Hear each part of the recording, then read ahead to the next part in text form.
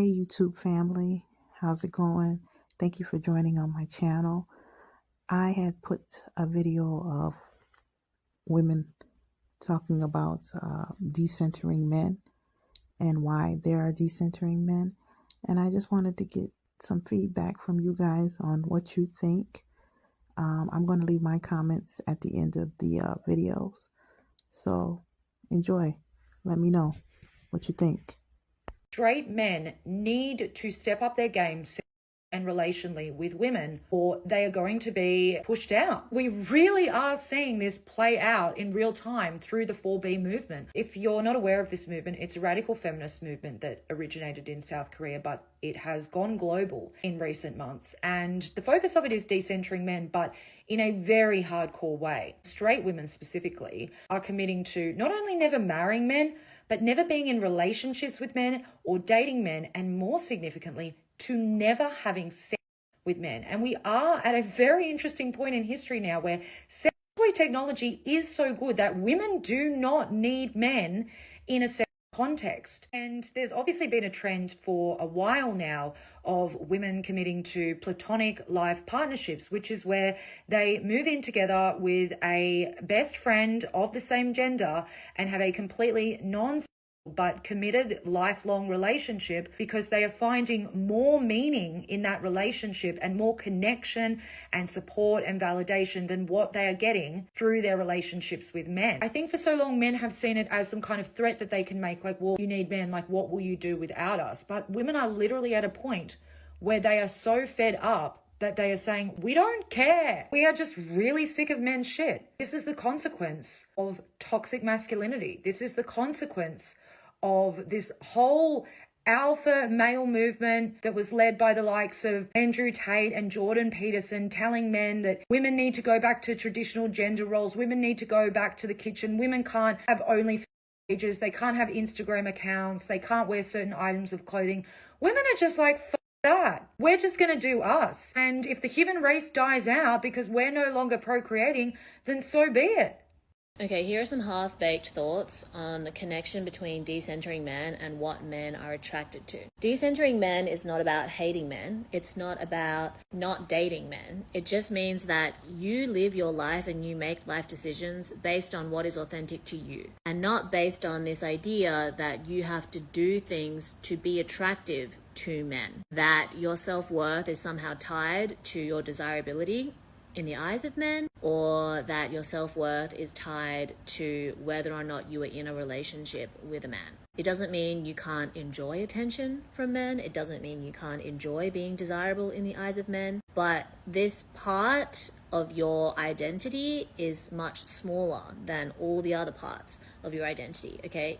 Proportionately. Instead of it being like a big portion of your identity and everything else that you do being minimized, who you are is the main attraction, and then how men perceive you is in the minority, okay? Men are marginalized when it comes to your decision making and your self-concept. So this is kind of important when it comes to what makes you attractive to a man who wants to be in a relationship, if that's something that you're looking for, because you should not pursue a career or dress a certain way or do certain things because you think that it will make you more attractive to a man. You should do it because it makes you attractive to yourself, because it's exciting for you, because it's authentic to you, because it brings you a sense of satisfaction. It's not that men don't care what you do. It's that men are just attracted to what they're attracted to, and that is what fuels their pursuit of a woman, okay? Like,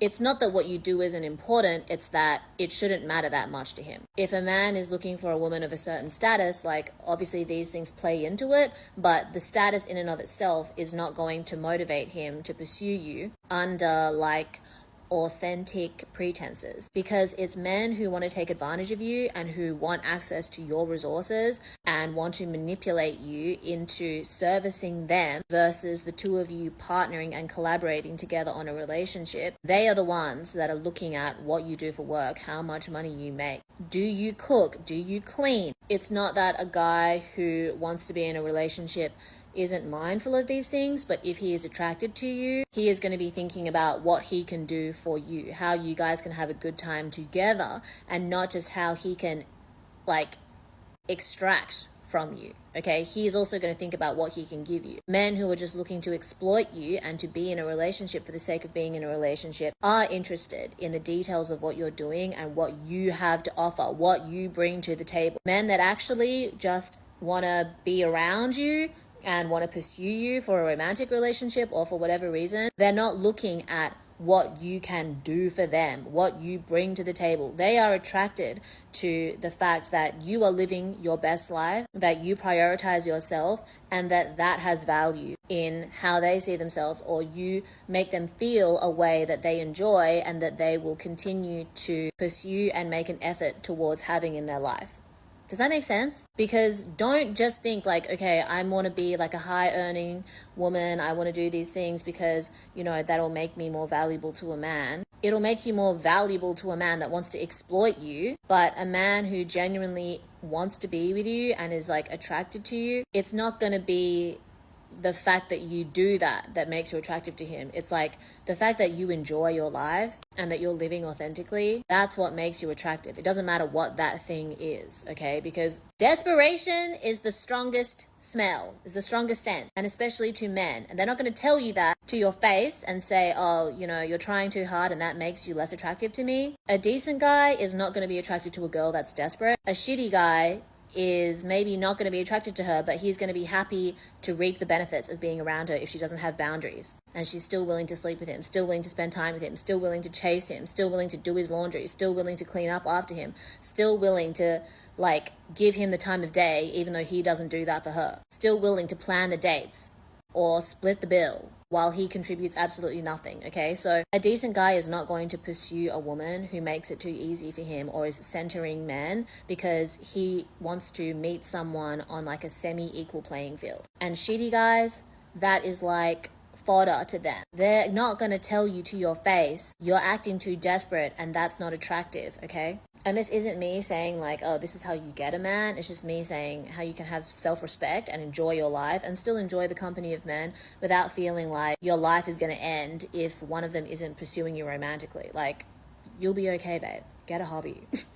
Some of you seem to be confused about what decentering men actually means, so allow me to explain it to you. You can be in a relationship and still decenter men. You can be married and still decenter men. You can be celibate, you can be actively dating and still have men decentered in your life. What this phrase means is that you have established a life outside of the approval and the desire of men. So how do you know if you're doing that? Here are a few questions that you can ask yourself. First, if I did not care about looking attractive or looking sexy to the opposite sex, what would I actually like to wear? What makes me feel comfortable? How do I want to show up in the world? If I did not get married, how could I create the best and most abundant life for myself? What would that look like? Am I actively creating that life now? And lastly, what hobbies or interests do I have that don't involve being around men or have male attention as a component of it?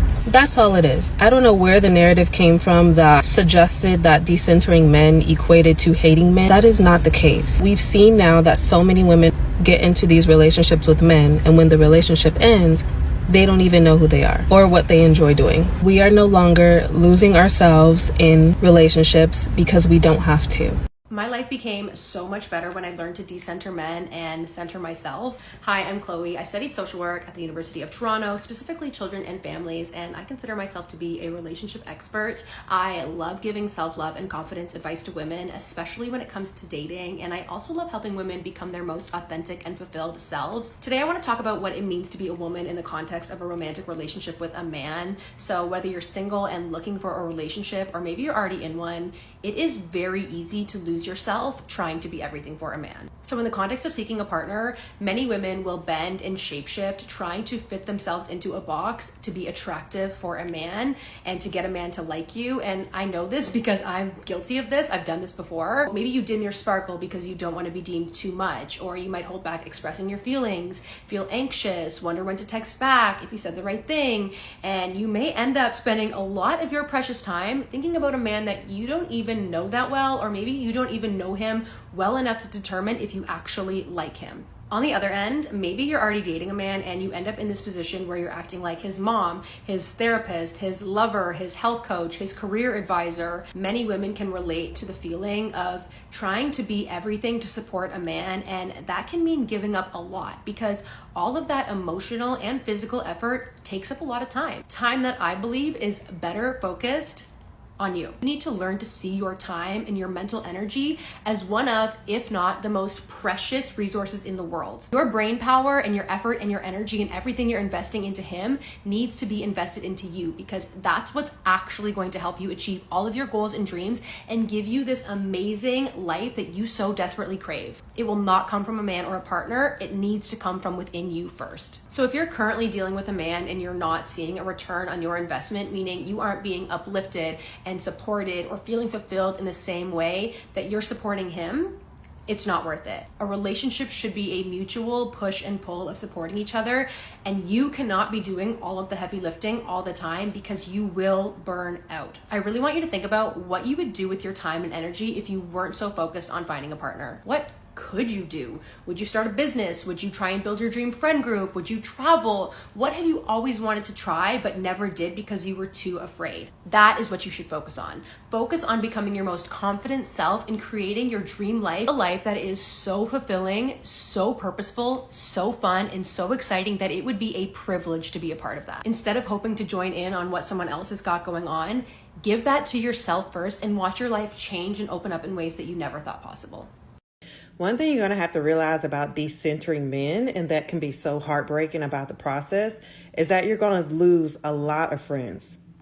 The same women who you thought that would have your back into the end, they disappear when you no longer have anything to talk about when it comes to, being cheated on or beat on, or what their husband did this week, or the new way they're being disrespected this month. You're going to find that you do not have a lot in common with them anymore. But just remember, it's for the best, actually, because those type of women are very dangerous, not only in the physical sense, but also in the mental sense. It wasn't until this process started occurring in my life that I realized how much of a drain these types of women were in my life. I was that friend, I was that one that they would call and they would vent to, and they would dump all their issues and all the disrespect on. And me being the type of person that I am, like, I'm ready to ride out, like I'm ready to fight. And I'd be going through all this stress and all this mental gymnastics, caring for my friends or caring for my family members just for them to put themselves right back in that situation in the first place. So I was really just getting really worn down. My energy was really low. I was stressed out and my body was showing signs of stress. But I just wanted to make this video to encourage you to continue to go to the process, because it does feel like crap when you're going through it. And, a lot of your family members, a lot of your friends, they start to disappear. They start to drop off. They even start to have, some type of feelings towards you, because let's be honest, a lot of people, they feel some type of way about themselves. They're really not going to be happy for you when your self-esteem starts going up and you start feeling that your worth. And here they are being in a situation or situation after situation after situation where they're constantly being down, they're constantly being disrespected, they're constantly feeling used. I encourage you to not be so hard on those women, to give them grace, because at the end of the day, society is set up for that situation. Okay. And it takes a huge awakening and a lot of courage to decenter men in your life. And no, it's not that we hate men or we don't appreciate the good ones, but in a country where the main cause of death for pregnant women is homicide, like, there's definitely cause for concern. There's definitely cause to protect yourself. And when you decenter men, you see it for what it is, and you're able to better discern who's there for good and who's there for not so good. What within you can help you feel more validated with who and where you are in your life? And if and when you do attract somebody who is so down for you because of who you authentically are, that is going to feel so good. Or if you already have somebody and you are just more yourself and they just fall more in love with you, if you give that power to anybody else, that is just going to be a recipe for feeling unfulfilled, for feeling like you're constantly chasing something, constantly looking for something, when what it is you're actually seeking is within yourself. So after listening to all the young ladies speak, I believe that many of them have valid points. And as far as decentering men, at this time, for me personally, it works for me. Since I've decentered men, I've been able to accomplish a lot of my dreams and goals that I set in place for myself. It's allowed me to set boundaries in my life, and also I'm able to. I'm happy. I'm not stressed. My life is peaceful, and I'm just not focused on my male counterpart at this time. So, for me, decentering men is great. Eventually, when the right person comes along, I'll pursue that. But for the meantime, that's not my concern. Decentering men works for me. It's really has changed my life. So I'm all for it. Thanks for listening. I hope you guys enjoyed. Comment below what you think.